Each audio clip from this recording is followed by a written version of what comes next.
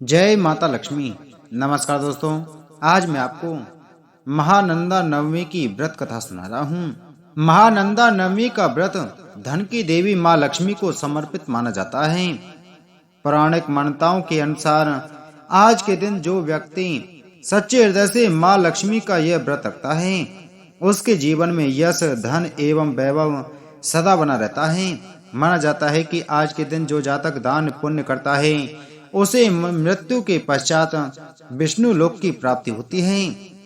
महानंदा नवमी के दिन माता लक्ष्मी की विधि विधान से पूजा करने से जीवन में परेशानियों का अंत हो जाता है।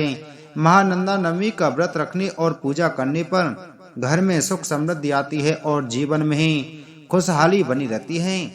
इस दिन पूजा पाठ, स्नान और दान का विशेष महत्व होता है।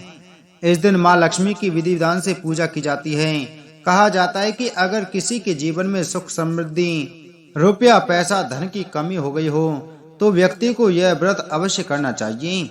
इस दिन दान पुण्य का भी विशेष महत्व होता है।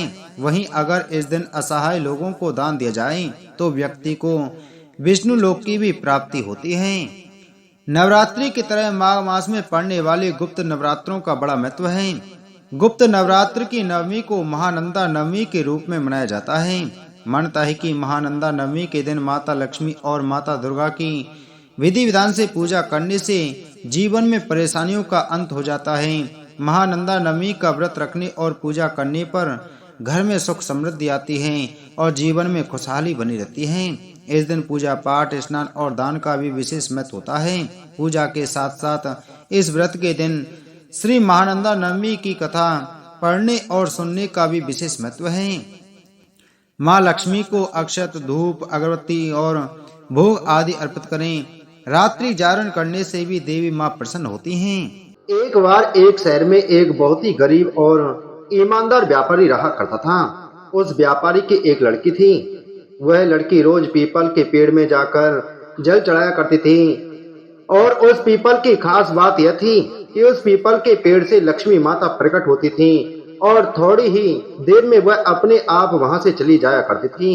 एक दिन जब उस व्यापारी की लड़की रोज की तरह पीपल के पेड़ में जल चढ़ाने के लिए आई, तब पीपल के पेड़ से लक्ष्मी माता प्रकट हुई।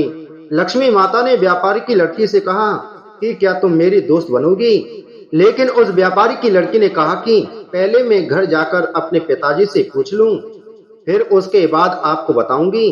जिसके बाद उस व्यापारी की लड़की घर गई। घर पहुंचकर उसने अपने पिताजी से कहा कि आज जब मैं पीपल के पेड़ में जल चढ़ा रही थी, तब लक्ष्मी माता वहां पर प्रकट हुई और उन्होंने मुझसे कहा कि तुम मेरी दोस्त बनोगी। तब उस व्यापारी ने अपनी लड़की से कहा कि स्वयं लक्ष्मी माता तुमको अपना दोस्त बनाने के लिए बोल रही हैं। इससे बड़ा सौभाग्य और कहां प्राप्त हो सकता है। तुम उनको अपना दोस्त बना लो। जिसके बाद अगले ही दिन जब उस व्यापारी की लड़की पीपल के पेड़ में जल चढ़ाने के लिए गई, तभी वहां फिर से लक्ष्मी माता आई और उन्होंने उस व्यापारी की लड़की से एक बार फिर से पूछा कि क्या तुम मेरी दोस्त बनोगी? जिसके बाद उस व्यापारी की लड़की ने कहा कि हाँ माता, मैं आपकी दोस्त बनूंगी। लक्ष्मी माता और उस व्यापारी की लड़की आपस में दोस्त बन गई। थोड़े ही दिनों में लक्ष्मी माता और व्यापारी की लड़की के बीच में गहरी मित्रता हो गई। एक दिन जब व्यापारी की लड़की पीपल पर जल चढ़ाने के लिए गई, तब लक्ष्मी माता ने व्यापारी की लड़की से कहा कि तुम मेरे घर पर भोजन करने के लिए आओ। व्यापारी की लड़की ने घर जाकर अपने पिताजी से पूछा कि लक्ष्मी माता मुझको अपने घर पर बुला रही हैं भोजन करने के लिए, क्या मैं वहां जा सकती हूँ? उस व्यापारी ने अपनी बेटी से कहा कि लक्ष्मी माता ने तुमको भोजन पर बुलाया है, वहां पर जा सकती हो। व्यापारी की लड़की लक्ष्मी माता के घर भोजन पर चली गई। जैसे ही व्यापारी की लड़की लक्ष्मी माता के घर पहुंची, तब लक्ष्मी माता ने अपनी सहेली का स्वागत किया और लक्ष्मी माता ने अपनी सहेली को साल ओढ़ने के लिए दी और सोने के सिक्के और सोने के थाल और सोने की चौकी और अपनी सहेली को 36 प्रकार के स्वादिष्ट व्यंजन बनाकर खिलाई। लक्ष्मी माता के घर से भोजन करके जाने लगी। तब लक्ष्मी माता ने अपने दोस्त से कहा कि मैं भी तुम्हारे घर पर भोजन करने के लिए आऊंगी। उस व्यापारी की लड़की ने कहा कि बिल्कुल आइए। व्यापारी की लड़की अपने घर चली गई। घर पहुंचकर वह एक जगह जाकर शांति से बैठ गई। अपनी लड़की को शांति से बैठा देख और चिंतित देख व्यापारी ने अपनी लड़की से पूछा, क्या हुआ बेटा, तुम इतनी चिंतित क्यों हो? तभी उसकी बेटी ने बताया कि लक्ष्मी माता हमारे घर पर भोजन के लिए आने के लिए बोल रही हैं। कल वह हमारे घर पर भोजन करने आएंगी। उन्होंने तो मेरा स्वागत बहुत अच्छे तरीके से किया और मुझे सोने के सिक्के, सोने के थाल, सोने की चौकी और 36 प्रकार के स्वादिष्ट व्यंजन बनाकर खिलाई, लेकिन मैं उनको क्या खिलाऊंगी? हमारे पास तो कुछ भी नहीं है। तभी व्यापारी ने अपनी लड़की से कहा कि तुम अपने घर को गोबर से अच्छी तरह से चारों तरफ से लीप लेना और पूरे घर की सही ढंग से सफाई कर लेना और एक दिया जलाकर जो चारों तरफ से जलता हो उसको लेकर लक्ष्मी माता का नाम लेकर रसोई के पास बैठ जाना। व्यापारी की लड़की ने अपने पिताजी की बात मानते हुए वैसा ही किया जैसा उसके पिताजी ने उससे करने के लिए बोला। जिसके बाद व्यापारी की लड़की घर की साफ सफाई करके रसोई के पास लक्ष्मी जी का नाम लेकर और एक लड्डू लेकर बैठ गई। तभी अचानक से एक जगह पर एक रानी स्नान कर रही थी, तो उसका सोने का हार जो बहुत कीमती था उसको चील वहां से उड़ाकर ले गई। उस चील ने उस हार को उस व्यापारी की लड़की के पास गिरा दिया और उस व्यापारी की लड़की के हाथ से लड्डू को छीन कर ले गया। व्यापारी की लड़की सोने के हार को देखकर बहुत प्रसन्न हो गई और वह तुरंत उस हार को लेकर बाजार गई।